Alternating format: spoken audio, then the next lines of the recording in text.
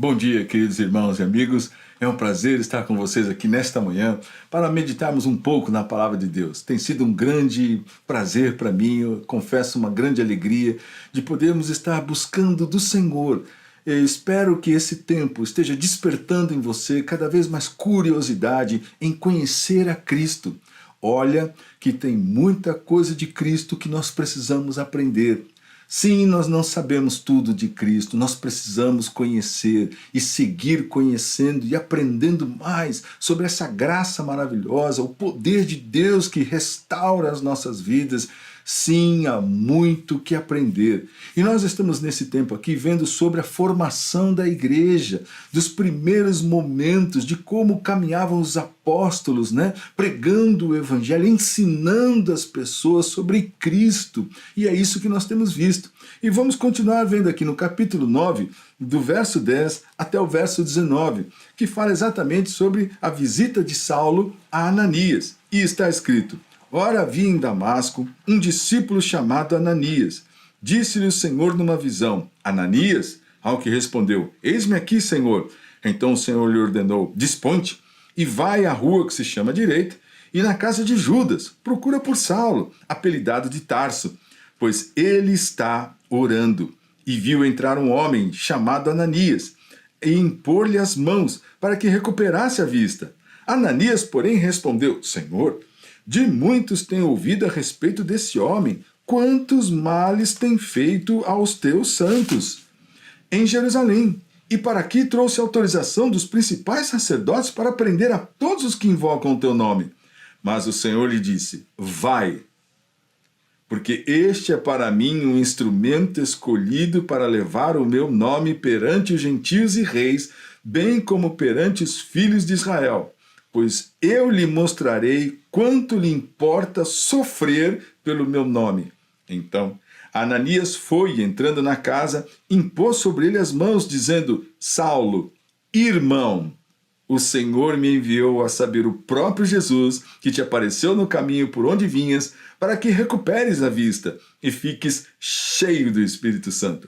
Imediatamente lhe caíram dos olhos como umas escamas, e tornou a ver. A seguir, levantou-se e foi batizado, e depois de ter se alimentado, sentiu-se fortalecido, e então permaneceu em Damasco alguns dias com os discípulos.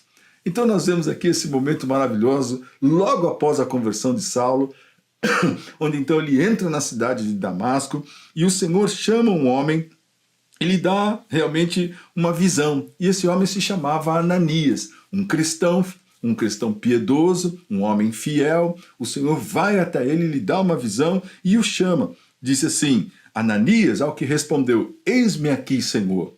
Sabe, gente, meditando sobre isso, eu percebo quanta disposição eu preciso ter para responder assim ao Senhor, responder assim ao Evangelho: Eis-me aqui, Senhor.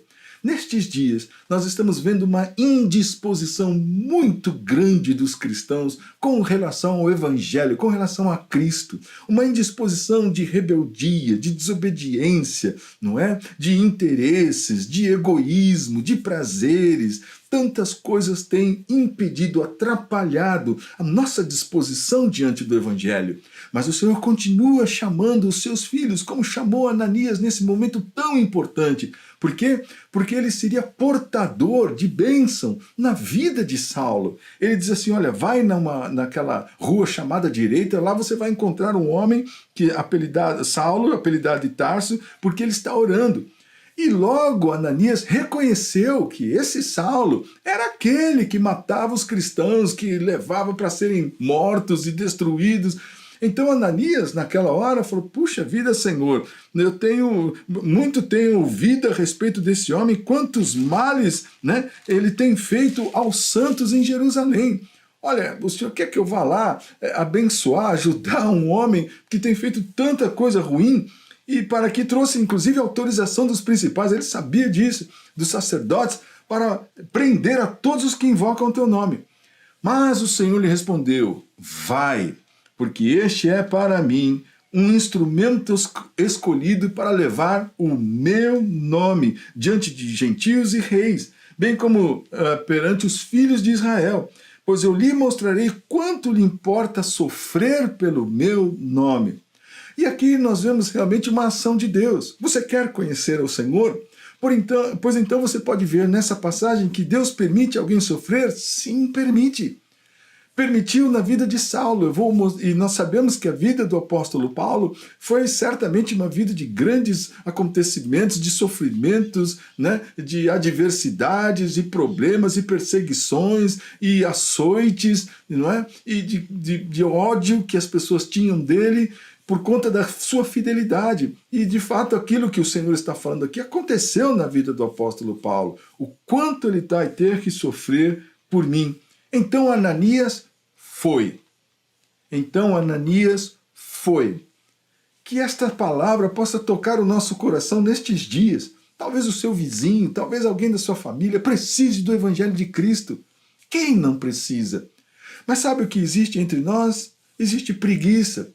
Existe indiferença, existe realmente aquela sensação, mas eu vou falar, mas eu falo só para um grupo, eu não vou falar para essa outra pessoa, talvez aquela. Então nós temos formas humanas de falar de Cristo, quando o que nós precisamos é assimilar Cristo, para falar em nome de Cristo e através de Cristo, que foi o que Ananias fez. Ananias foi, mesmo sabendo que Paulo não era exatamente a pessoa que ele queria falar naquele momento, ou até mesmo levar o evangelho.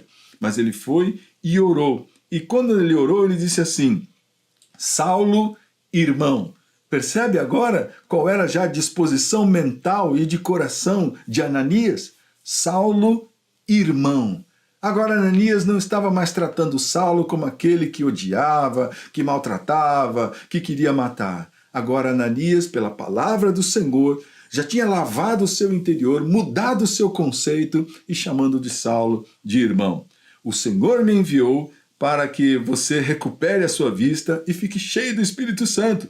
Imediatamente caíram assim como escamas dos olhos de Paulo e ele se levantou e foi batizado. E depois de ter se alimentado, sentiu-se fortalecido. É isso que o Evangelho faz na vida de uma pessoa. Ele faz cair as escamas, ele traz um fortalecimento no interior.